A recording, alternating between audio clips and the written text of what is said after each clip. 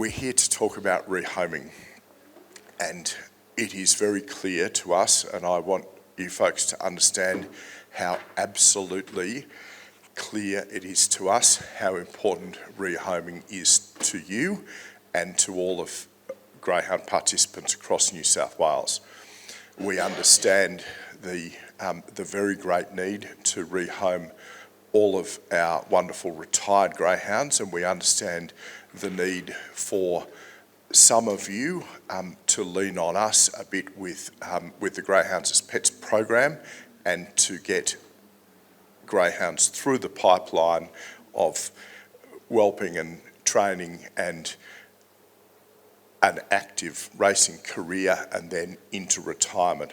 We have in New South Wales a retiring dog population of what we think is about 3,500 dogs per annum. We get to that number because each year for the past 5 years, New South Wales has whelped about 4,500 greyhounds, goes up a little bit, a couple of hundred up, a couple of hundred down, but it's at about that 4,500 mark on average for at least the last 4 years. New South Wales exports about 1,000 greyhounds per annum to other states, and we import about 500 or 600 depending on what the year is. Many of you, as you know, many of those dogs end up in West Australia or South Australia or New Zealand. It's the most common destination for New South Wales exported dogs. And so out of that, say, net 4,100 that are left, at least 900 greyhounds each year remain retired or retire onto the sofa of their trainer or owner. So stay in the household in which they have been racing. And so that leaves us in the broadest possible terms with about 3,500 greyhounds that need to be retired in non-participant homes every year.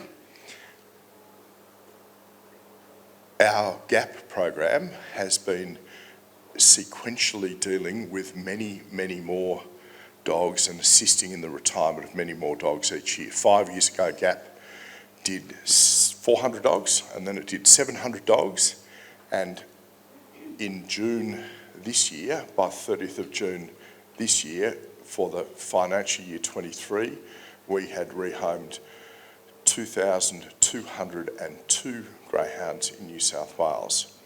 And when I say rehomed, that means that we acted in some way assisting in the rehoming of either through our homing assistance scheme or through GAP or through regional coordinators, regional rehoming, or through the US program.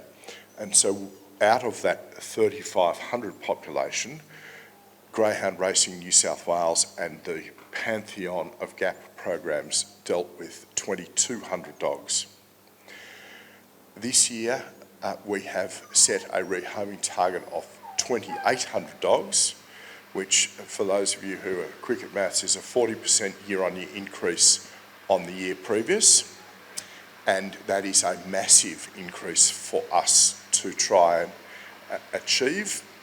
And I have already indicated to industry that our target for FY25 will be 3,500 dogs.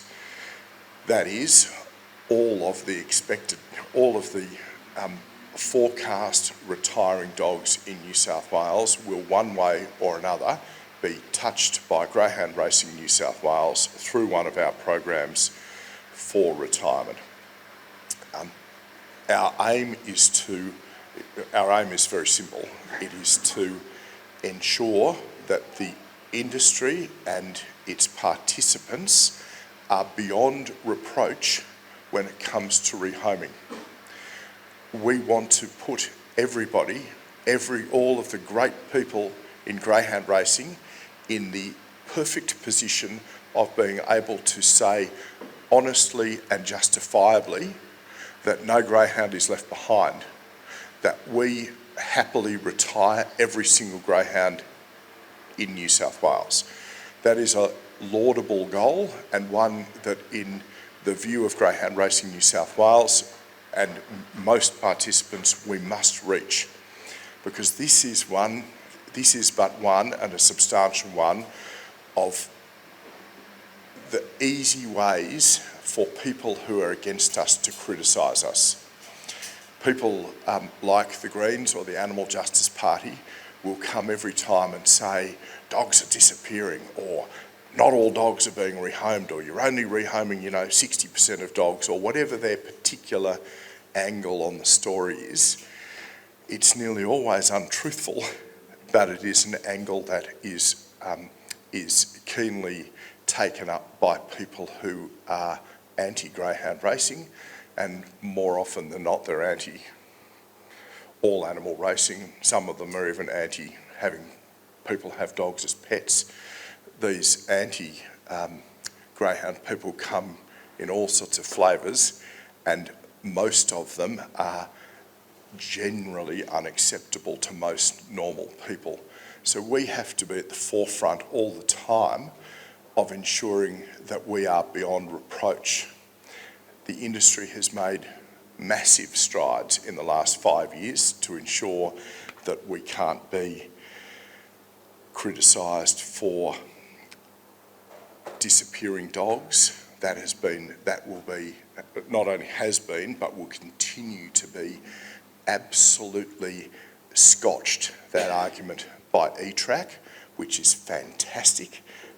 Right now, in fact, I know that E-Track is still technically being rolled out, but the truth of it, it is now rolled out, and by the end of this calendar year, by the 31st of December 2023, the whereabouts of every single dog, greyhound, that is with a participant in New South Wales will be known, and at any one time when some anti-greyhound racing zealot is trying to criticise us for a black hole of greyhounds somewhere or disappeared dogs, we will be able to now quite legitimately say, no, that's not true. We know where all dogs are. That is what we try to achieve in rehoming as well, and what you can assist us greatly with. The challenges that we face in rehoming now are that we are not taking enough of your dogs, your retired dogs, out of your racing kennels, where clearly a retired dog or any dog that is not racing is displacing a dog that could be racing. We are absolutely alive and alert to that problem, and it is a problem that we are rapidly trying to fix.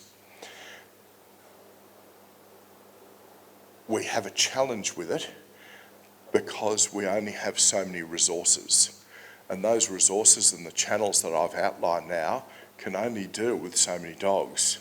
What we'd love to be able to do is deal with all of the demand for rehoming from trainers, but right now we are dealing about 50% of our total gap quantity ability is taken up with welfare cases. So we have, since January this year, been bombarded with welfare cases that we cannot turn away.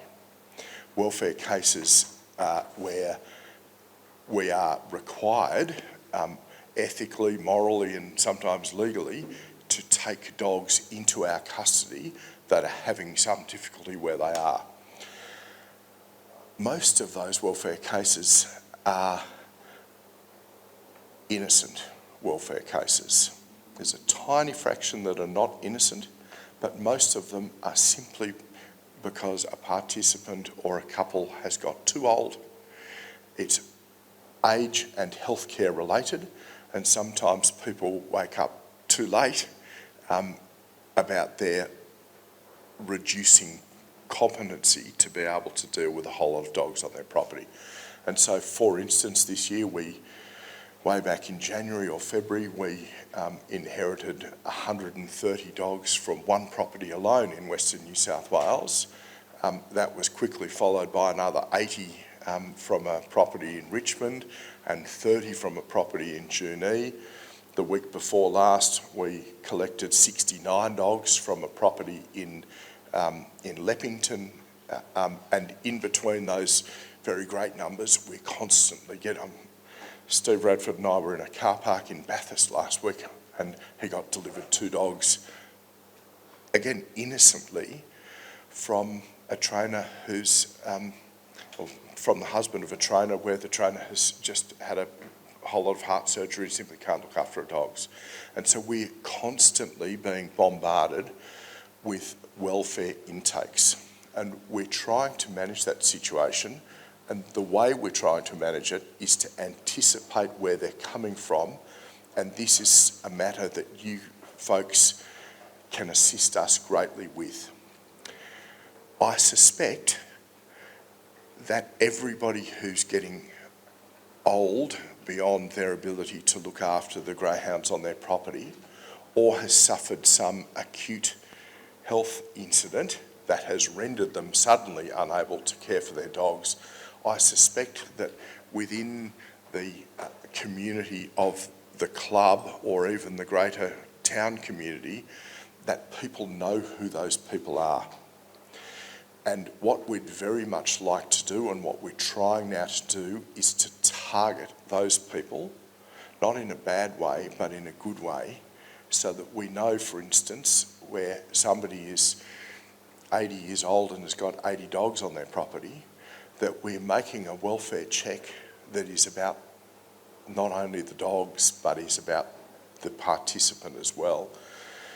And we need, as a community, to step up and assist those people and their dogs before it gets to an acute stage. We've been making some changes at GAP. GAP has a brand new boss of the program, and that is Stephen Radford. And show his face, he'll speak to you in a moment, but Steve Radford has just become he was the head of innovation and development, and he has just become the Chief Operating Officer of Greyhound Racing New South Wales, and that includes the purview of GAP and all of our rehoming programs. So Steve, and thus his staff, are in charge of all of those avenues to rehoming, and in charge then of expanding out those programs. So I've talked very briefly about GAP. Stephen will talk to you about the US program and the regional coordinators program and various other routes.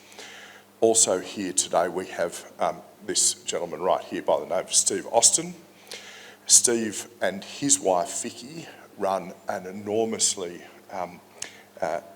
excellent training program for canine trainers. So they train trainers. As well as training his own dogs, he trains trainers. And Steve is wearing 2 hats with GRNSW. On one hand, he's retraining all of our trainers with a view to making them much more proficient, making us much more proficient at training dogs in the, what I call the vocational skills that they need to be a pet. We have, believe it or not, we have more applications than we can fill for pet dogs, but they're special applications, and they largely, that speciality runs to 2 things that we need to train dogs better for, and that is to be small animal, and in particular cat friendly, and to be apartment friendly. That is where the big demand for pet greyhounds comes from. We know that with a little bit of training, greyhounds make fantastic apartment animals, and we know that their owners in apartments are keen as mustard to go out and walk them and do all of the other things that you'd expect. So we need to train our trainers to better train our greyhounds for the skills that they need to be in demand as pets. In other words, we want to modify our product to meet the market. The second hat that Steve Austin wears is one that has only arisen really in the last 5 months, 6 months. Sorry, it's more than that, now 9 months. And that is that, happily enough, we entered Greyhound Racing New South Wales and Greyhounds as Pets entered into an arrangement with the New South Wales Police Association, that is the police union, to supply greyhounds as pets for their staff, for their members, I should say, in December last year. And almost by accident, it became immediately apparent to us that there was a big demand within the New South Wales retired police community for PTSD trained dogs.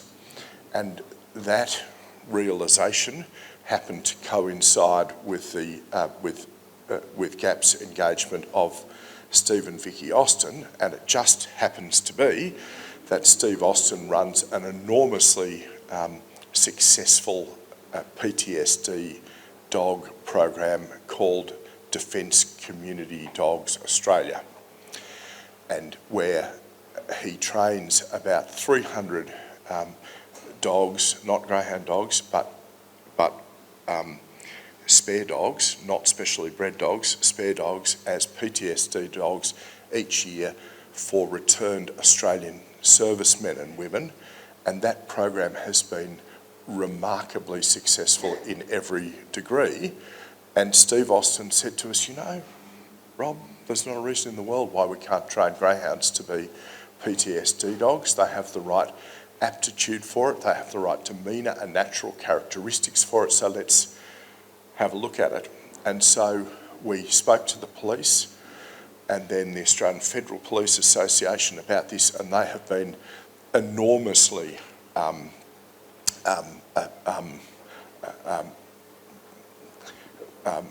enthusiastic about that program, and then it is expanded since then. So we're just right now getting into this additional program that we're not expecting to be huge numbers, but what we are expecting is that it will give us and our dogs a profile and a place in the market that is extremely beneficial to greyhound racing and the greyhound industry more broadly. And that is by us and your retired greyhounds helping people in the community.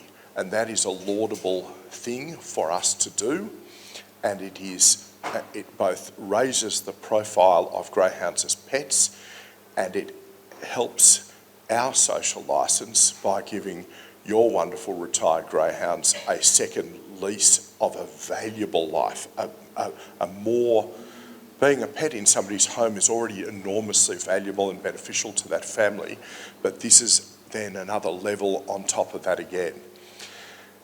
We expect that program to expand very substantially. These folks already have trained 9 PTSD dogs that are on their way to graduation, and there is more in the pipeline. So our GAP people sort of skim off the cream of the crop and send them off or keep them on the side, and Steve Austin then assesses them and skims the cream off that go into the PTSD program. I'll give you a solid example of where programs like this and the US program are enormously beneficial to us. Right now, some of you are aware that a Greens senator by the name of Maureen Faruqi has a bill before the Commonwealth Parliament seeking to ban all export and import and all trade in any type of living or genetic material for greyhounds. And that would, for instance, directly can our whole US program, and it is very nice and good for greyhound racing, not just in New South Wales but Australia-wide, to be able to point to the very significant and highly valued programs that we are establishing with people both in the United States and with the Australian Federal Police and with the New South Wales Police Association, where we are providing tangible benefits to people in the community.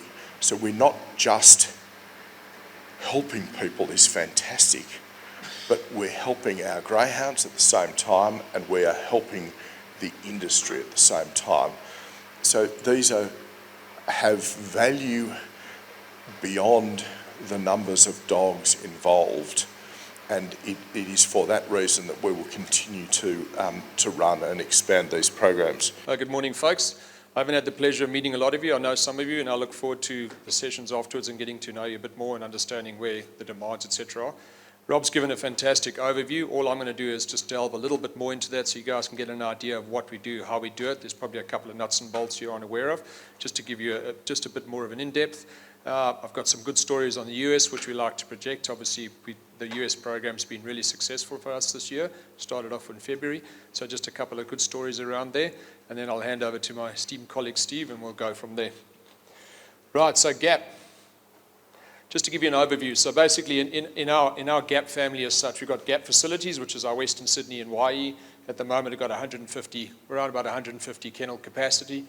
Third-party kennels, so because of welfare cases, additional demand, etc., we utilize a lot of other kennel facilities, pet resorts in the areas close to GAP so that I can actually manage that intake path. Farm stay, we've got a facility up in the north, which we manage our longer-term dogs that are not easily rehomed, dogs that have not had proper pet prep done and have come into the program that can be anywhere up to 4, 6, 9 months to be trained to be able to be pet ready. So we put them up there into an environment where it's a lot more calmer, there's a lot more space, they get a time to unwind, and then basically we assess every 3 months and we reintroduce them back into GAP and get them programmed and basically out to market. Prison program, I don't know if you guys are aware of it. We have 3 prisons. We're about to launch a 3rd prison. So it's a 6-week program. 6 dogs go into the prison network. It's something that Steve's worked on in the past. Very successful for us. 6 weeks, I can process 18 dogs. The level of attention that's given to those animals far outweighs what we've got at the moment, because you pretty much get an assigned prisoner who looks after that dog for a full 6-week period. There's a very in-depth training program, and we get pretty much a good quality dog after that, which then gives me a green dog, which gives me a dog quicker to rehome. So you'll find a lot of these initiatives are pretty much to get the dog trained, the dog reconditioned, retired from racing, and to become a rehomable dog. Green, good to go, good with kids, good with small animals, small apartments, etc. And that's our aim. The quicker I can get a dog in, the quicker I can get a dog out, the quicker I can open up a pipeline for GAP and get that pipeline going. Foster program, so that's a new one that's pretty much started off at the beginning of the year. We're actually utilizing foster a lot more than we did before. So people that are hesitant to go through an adoption program will encourage fostering, take a dog home for 30 days, 60, 90 days, and eventually we probably get about an 85, 90+% retention rate where they go, yeah, we're happy with the dog, we'll keep the dog. So that's pretty much a sum up. So I got the bottom here, it's really important for us. Kennel capacity will always be exhausted. So if I put 500 kennels in tomorrow, I guarantee in a week they'd be full. So we've got to manage that capacity. We've got to work out how do we reduce that capacity and get dogs in and out quicker. So the sooner we can get them pet ready and ready for homes, the quicker we can get them in and the quicker we can get them out. Right, so challenges. Just a couple of key challenges I want to go through. So obviously capacity. I never seem to have enough kennels, but at the moment we're basically doing 2 expansion projects. At our Western Sydney, we'll be growing from 80 to 100. We're going to be going up to 120. Out in YE, we're going from 58 to 122 kennels, which is a great capacity because it seems to be there's a percentage of capacity that can be rehomed pretty quickly. It's around about the 25 to 30%. So the more kennel capacity I have, the more numbers I get out of that 30% that I can get rehomed. Welfare, Rob touched on that briefly. That is a big killer for us at the moment.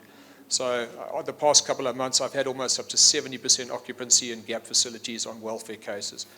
That blocks all the pipeline for anybody with good dogs to be able to get them into GAP and get them rehomed. I've literally just sat here now and got a message. I've got another 4 dogs to get in. I got 2 dogs at a conference last week, 69 last month. I don't see it coming. I can't manage it. It's really hard. I've got to find somewhere to put dogs. And as you can see, I'm at capacity already. So that welfare issue is a big challenge. It's a big challenge for all of us, and we've got to work out the best way to mitigate that. We're working with GWEC to see how we can triage that, how we can keep dogs with owners, how we can actually keep dogs in locations that I can slowly feed them in. At the moment, I'm just taking everything on board, and it blocks every other avenue, which is difficult for us. Pet Ready. So that's probably the biggest challenge. The sooner we address the Pet Ready program, get people to train starting from an early age where we can get that incentive in, and we get the dogs when they retire from racing and they can go into a home quicker, it's a quicker turnaround. It's like Rob uses like a hotel analogy. We only want them in for 30, 40 days, in the hotel, out the hotel, into a home. Right, so opportunities, and this is where this is important, and what's nice about us is we do have a lot of avenues of opportunity, and we're going to be pursuing all of these to try and expand the opportunity to rehome more dogs. That's all it is basically, from our point of view, safety in racing and rehoming dogs. Okay, pet prep program, so this is what we're going to be working on. This is why we're on the road at the moment. Events, we're going to be doing more events. We're going to be doing more regional events. We're going to be doing more events at our GAP facilities. The events are pretty successful. We do GAP adoption days, national adoption days, winter adoption days, moving no less than 20 to 30 dogs at an event. Obviously, we can't do an event every weekend. It'll just become too normal, whereas if it's scheduled, calendarized ones, we can do good movement of dogs. So that's going to be a big drive for us. Aussie Mates in the States, like I said, that started in February. That's been very successful, averaging up to 16 to 20 dogs a week. The demands in the US, that's being met really well. I'll go through some nice stories here to give you guys an idea, little good stories where they're going, they're getting homed really well. They generally don't even last 2 weeks. Once they've landed and they're with the adoption agencies, they're fostered and they're homed within an average of about 14 days. So it's a fantastic turnaround for us. PTSD program, Steve will touch on that. I think that's a fantastic opportunity for the dogs. Basically what it is, it's elevating the greyhound status. So not only is it PTSD, but it's companion, it's welfare. We've got a dog in a police station in Redfern. It's changed the whole dynamic of the police station, and that's just a dog in the police environment that calms everybody down, from the bad guys to the cops to the guy in charge. It just brings a different dynamic.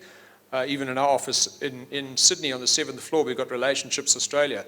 They've approached to say, how do we get a dog into the reception area that they can have there every day just to provide that comfort.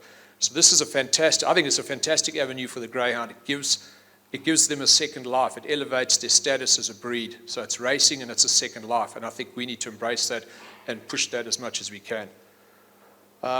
Increased regional activity. So Natalie, who's from our region here, we've got 5 regional coordinators that do a fantastic job on getting dogs rehomed from home. So a lot of trainers do it themselves.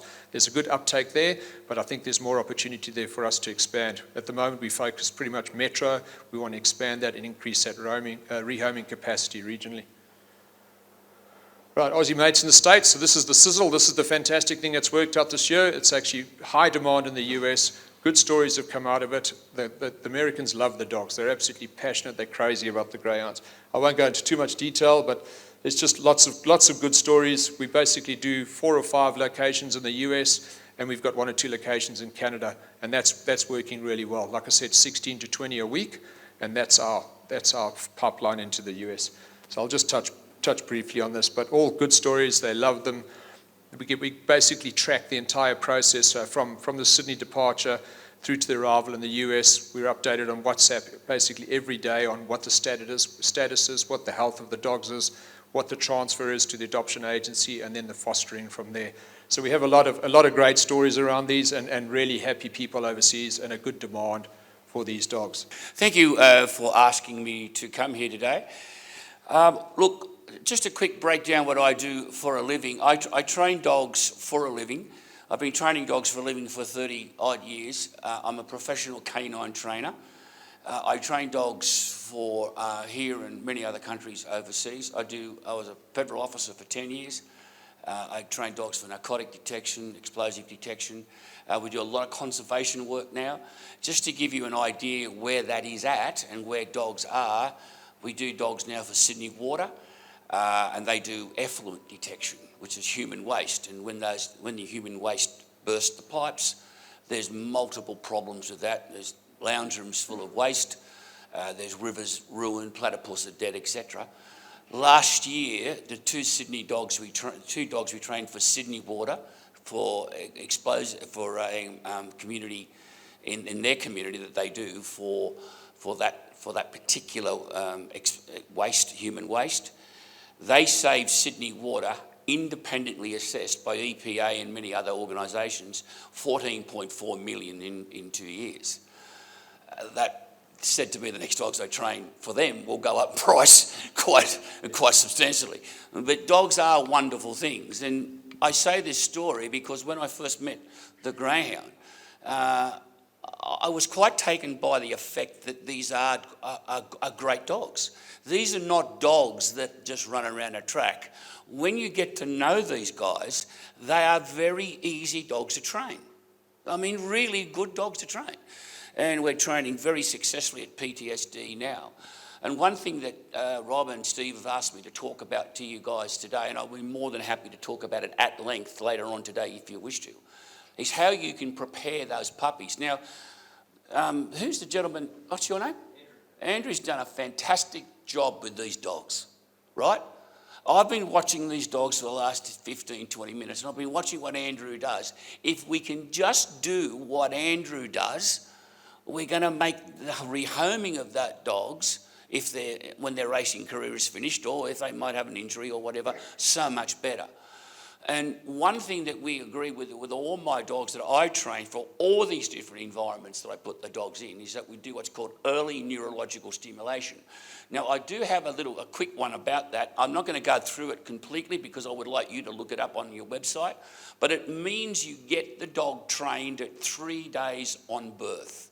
So if you leave them alone for 3 days, let mum look after them, and you start literally training the dogs at day 3 of birth. The thing that we have through early neurological stimulation, and we did this experiment many times with 8-week-old puppies, the dogs that do get early neurological stimulation, and it's very simple, it's very easy to do, pick up the puppy, tickle its toes, cold cloth, warm cloth, etc. Again, I'm not going to go right into all the details. It's there for you, and I'll explain it to you if you wish to know it more. It takes about 10 to 15 seconds a day, and you do it for 17 days. Now, after that 17 days is over, those dogs that have had that early neurological stimulation, which is stimulating the brain cells, they are so much easier dogs to train than the dogs that don't get it. Right? Now, whether we do racing dogs or whether we do detection dogs or whether we do pet dogs, I don't think that's relevant.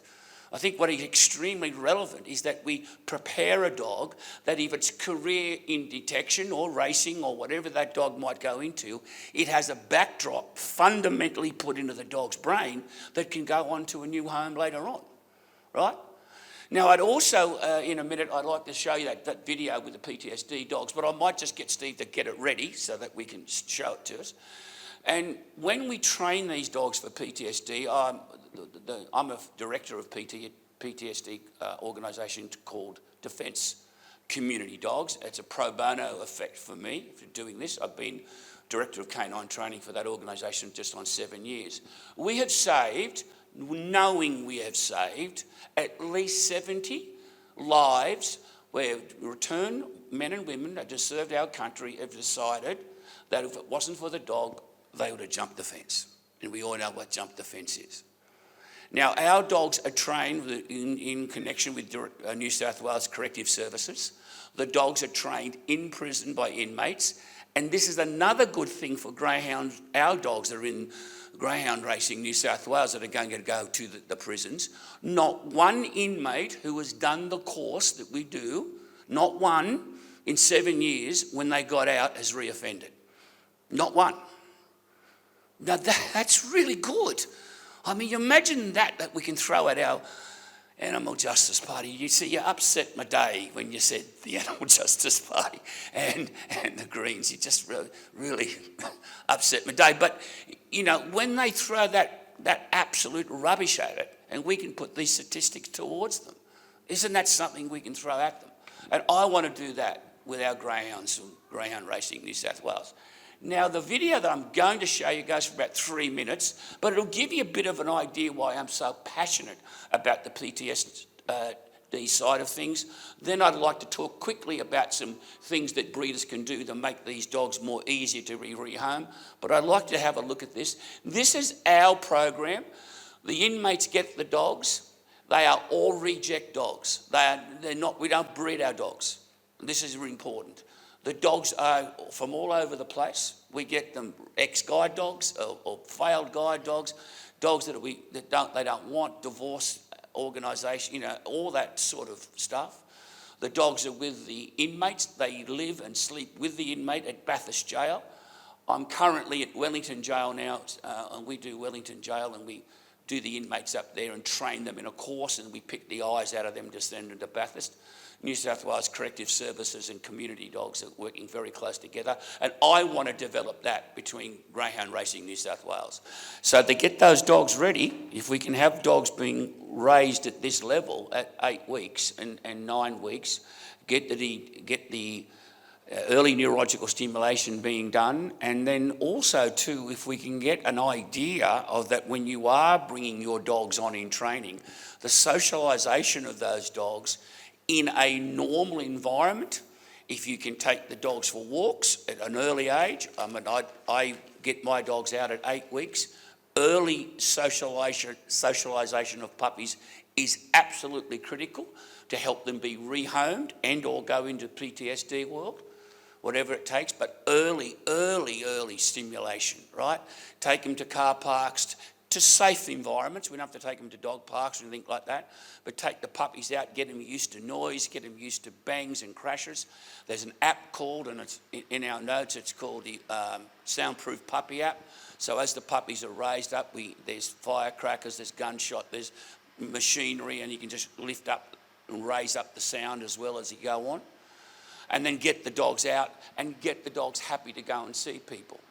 I believe strongly that a dog that's raised holistically correctly, and that is given good food. I don't feed my dogs any kibble, none.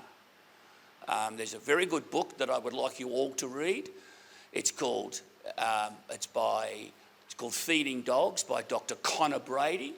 I would like you to read it, and because any greyhound breeder, any greyhound trainer should be reading this book. And it's about how raw food is so much better than kibble food, how important that is to the dog, how to holistically bring the dog on properly.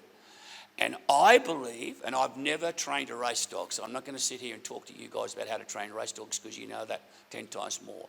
But I do know this, ladies and gentlemen, that a dog that's raised correctly in early stages, given a good outgoing, happy environment in its life, given good food, will make a better working dog in any environment, be it a race dog or be it whatever one you want to do. So I would like you to think about that as well. So we are going to have a workshop, I believe, so instead of me going on too much more about those things, I'm going to be in a table, and I think we're going to have a workshop. Is that right, Rob? And talk around it. So I'd be more than happy to go into much further questions about how to raise puppies and play with puppies. I think, as an example, I would be playing tug-of-war with those puppies and getting them to chase game at 5, 4, 5, 6 weeks. I'd have them in boxes with the springs opening them up. I'd be taking them to racetracks, hearing things and seeing things at a very early age, at 8 weeks. Not 16 weeks. The critical time for a puppy is between the 7th and the 16th week. What that dog knows and learns between the 7th and the 16th week, it stays there for life. So why not imprint into that what we want? Thank you for your time, ladies and gentlemen. I'll be more than happy to talk to you a bit later.